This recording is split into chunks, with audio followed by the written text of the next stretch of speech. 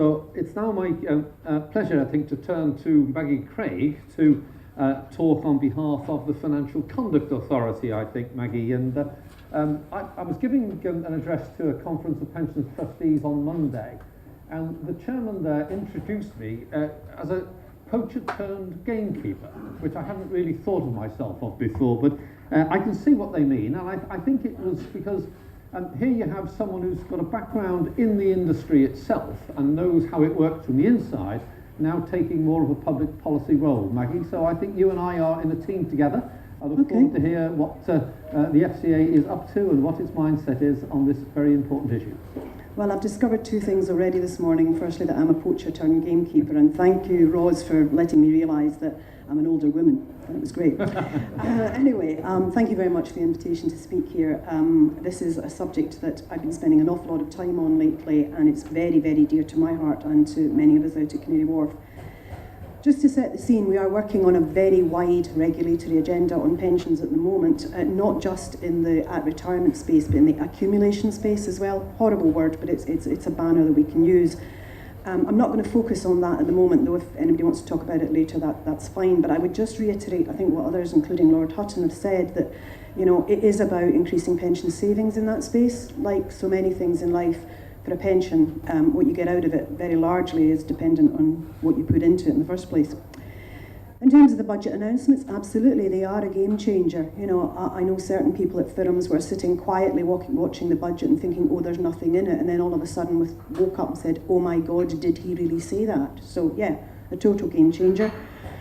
Yes, we're aware alternative products will develop, and at FCA we're interested in products not just for the product's sake. The question is, what does this product do for the consumer? To kind of come to a point made earlier. There will be more complex decisions made for a lot of people. We shouldn't forget that not everybody has 3 DC pots, 2 rented flats and a defined benefit scheme. There are some people out there with just one pot, and we need to make sure that the pensions-wise service and what we do right across the industry actually serves all those customers and the range of the decisions they'll face and the range of financial capability that's out there. And people will need help. That's absolutely clear. Just before I go any further, just to clear up a couple of, and just in case there's any confusion, probably not in this audience's mind, but to be absolutely clear in terms of who's got what role in this. The Treasury have responsibility for service design and implementation, working with their designated delivery partners, TPAS and Citizens Advice. So the ultimate decisions, if you like, on content, training, that kind of thing, rest with them. They will designate delivery partners, they have done already, they set the overall level of funding, they'll ensure compliance with our standards. The FCA's job was originally to draft the standards. We will then have to monitor compliance with the standards. We are in the process of developing a monitoring policy and a recommendation policy so that we would make recommendations to delivery partners if there were areas we felt needed to be improved. We could make recommendations to the Treasury. We also are collecting the levy. I know the levy is a sore point for some, but let's not go there just at the moment.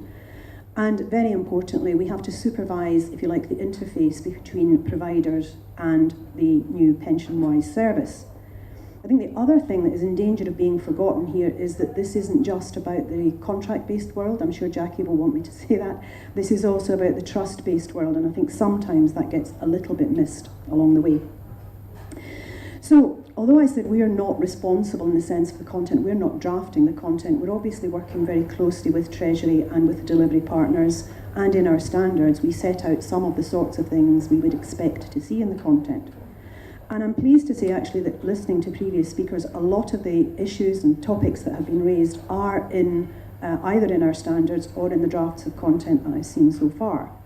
So we are talking about something that identifies relevant options. We're not talking about, and then goes to a degree of, if you like, relevant personalisation. So that if someone has some, has a very small pot, Pensions-Wise isn't going to spend an awful lot of time talking to them about really sophisticated financial products that are only worth it if your pension pot is 500,000. It's a bit of relevant personalisation there. Outlining the options that are relevant to the individual and the consequences of those options. Now that might be around the tax, it might be around sustainability of income, it might be a do-nothing option, it might be a blend of options. And certainly in all the work we've been doing, I've been very keen to encourage people in the content of the guidance to talk to ordinary people in ways that they might be able to understand. So for example, longevity. I don't think it's the job of PensionWise to try to release the inner actuary of Middle Britain. I think what it should be doing is talking about, are you going to be able to have enough money to live on for the rest of your life? If your pension pot is £30,000 and you take out £5,000 a year, that will last you for 6 years. That sort of approach, rather than going into kind of lots of statistical stuff. Now that may just be because I'm not an actuary, but anyway.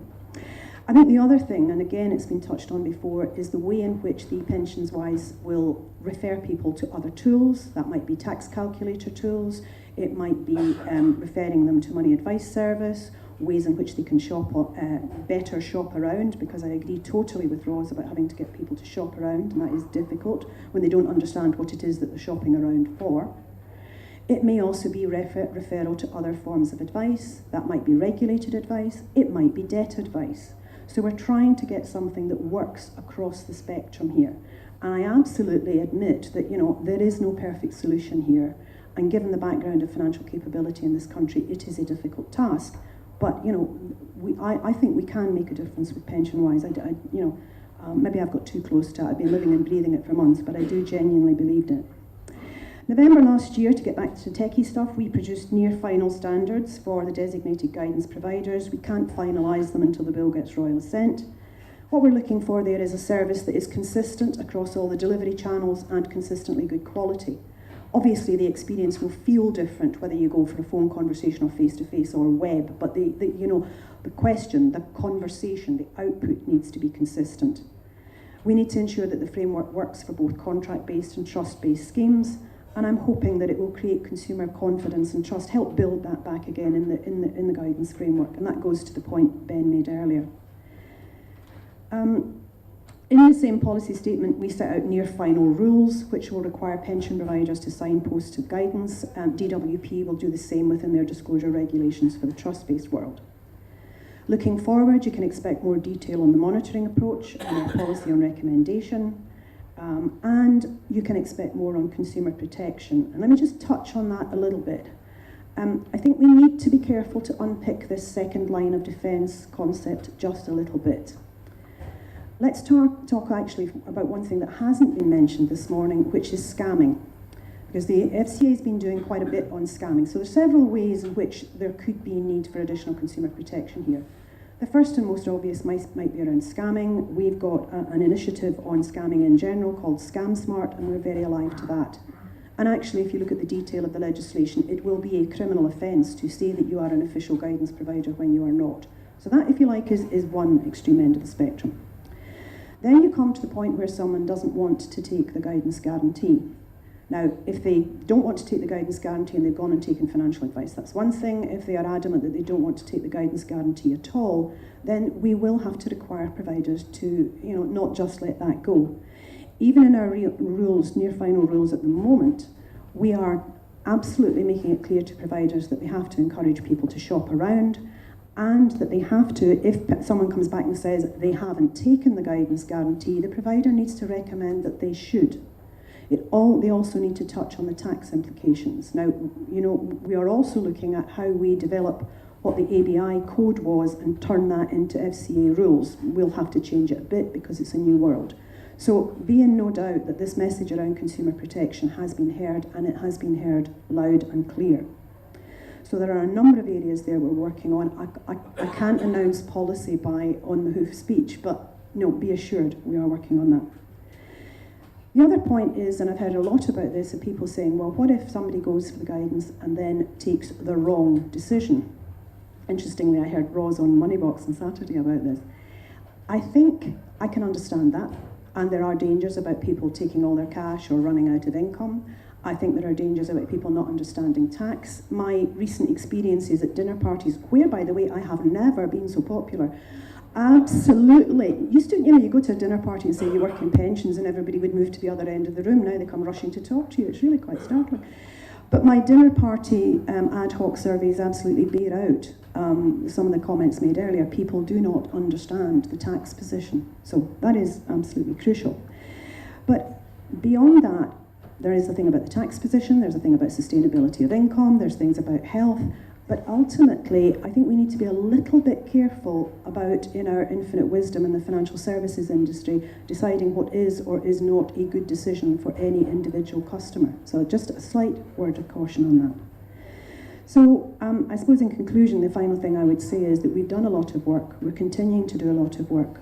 There will be more work coming on this in the future. We will do a full review of our rules because what we want to do is make sure that everything is knitted together, not just in this part of the forest, but going back to the accumulation part of the forest as well.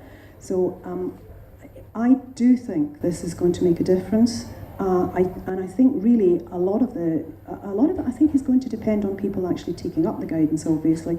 And I'm pleased that some of the figures that are coming through that's showing people hopefully will take it up, because ultimately that's it. You know, smart folk should go for guidance, which has to be what we've got to encourage. Thank you very much.